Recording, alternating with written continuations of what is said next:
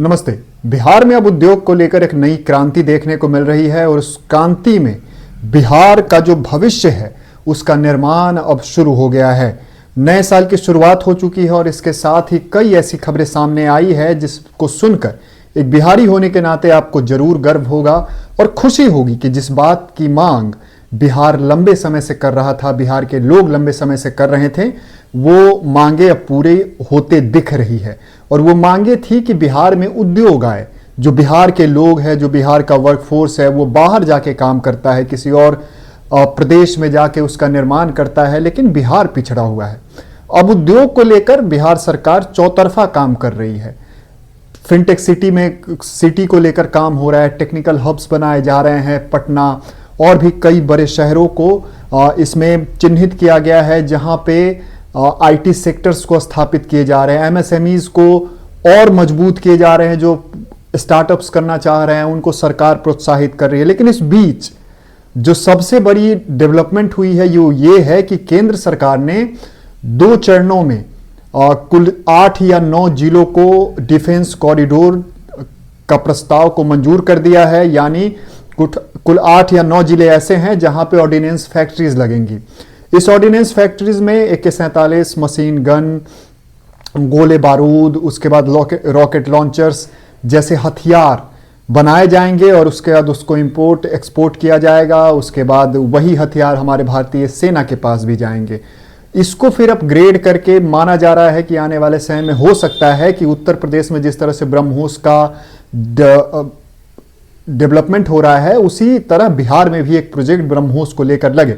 लेकिन जो ordnance factory की बात अभी सामने आई है उस पर अगर हम बात करें तो 2 चरण में केंद्र सरकार ने मंजूरी दी है। पहले चरण में जिन जिलों में लगेंगे वो मुंगेर है, कैमूर है, बांका, जमुई और अरवल, इन 5 जिलों में ऑर्डिनेंस फैक्ट्री लगाया जाएगा पहले चरण में। इसको लेकर काम लगभग पूरा हो चुका है। अब यहां पे जो कागजी कार्रवाई है वो पूरी हो चुकी है। अब फैक्ट्रीज लगाने के और कदम अब बढ़ाने वाले हैं। इसके अलावा दूसरे चरण में जिन 4 जिलों को चिन्हित किया गया है उसमें भागलपुर, मुजफ्फरपुर, शेखपुरा और सारण। हालांकि ये संभावित है लेकिन माना जा रहा है कि यही 4 ऐसे जिले होंगे दूसरे चरण में जहां पे ऑर्डिनेंस फैक्ट्री लगाए जाएंगे। अब इसका महत्व इतना बड़ा है कि एक तो बिहार के लोगों को इसमें बहुत बड़े मात्रा में रोजगार मिलेगा। उसके बाद बिहार की जो पहचान पिछड़े के राज्य के रूप में रही है उससे बिहार को निकलने में इससे बहुत बड़ी एक मजबूती मिलेगी, एक शक्ति मिलेगी। डिफेंस कॉरिडोर लगभग माना जा रहा है कि अभी तक पहले चरण में जो एक फैक्ट्री की स्थापना में लगभग 1500 करोड़ रुपए की खर्च आता है। एक फैक्ट्री, ऑर्डिनेंस फैक्ट्री, अगर आप गणित समझें तो अगर आप समझिए कि 8-9 फैक्ट्रीज पूरे बिहार में लगाए जाएंगे तो कितना बड़ा निवेश बिहार में हो रहा है। इसके अलावा ड्रोन्स मैन्युफैक्चरिंग का भी जो प्लांट्स है वो बिहार में लगने जा रहे हैं।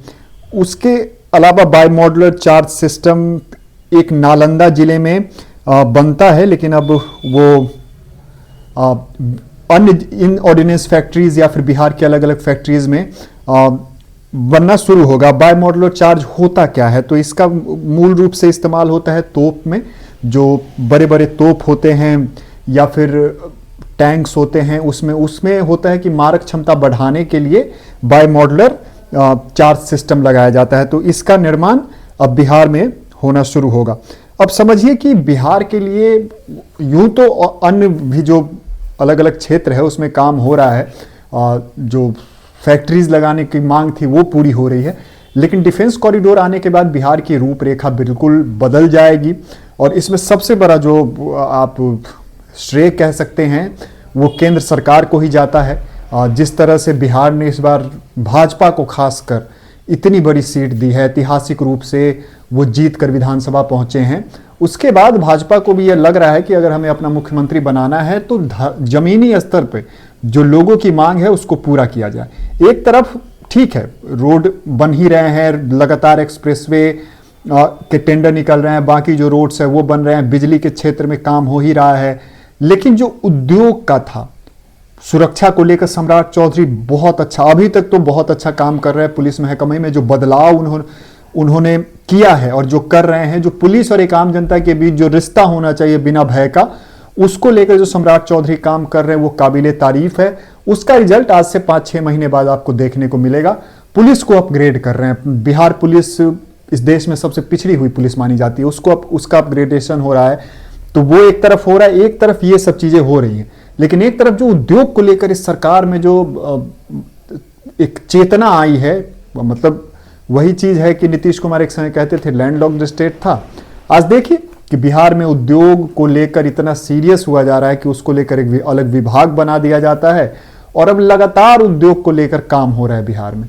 और इससे मूल रूप से बिहार के लोगों को ही फायदा होगा, और वो हर वर्ग के लोगों को फायदा होगा। जो मजदूर हैं उन्हें भी फायदा होगा, जो इलेक्ट्रिसिटियन है, टेक्निकल लाइन से आते हैं उनको भी फायदा होगा, इंजीनियर्स को फायदा होगा। तो आने वाले समय में हालांकि ये ऑर्डिनेंस फैक्ट्री अगर स्थापित हो जाते हैं, 5 भी अगर पहले चरण में अगले 1 साल में स्थापित हो जाते हैं, तो उसका प्रभाव आपको देखने को मिलेगा। और ये तय है कि अगले 1 से 1.5 साल में आपको यह दिखने लगेगा बिहार में उद्योगीकरण, उद्योग क्रांति जो कहते हैं बिहार में, जिसका इंतजार बिहार बहुत वर्षों से कर रहा था, बहुत दशकों से कर रहा था, वो पूरा होते दिख जाएगा। आज आपका इस पे क्या राय है, हमें जरूर बताइएगा। बहुत बहुत धन्यवाद।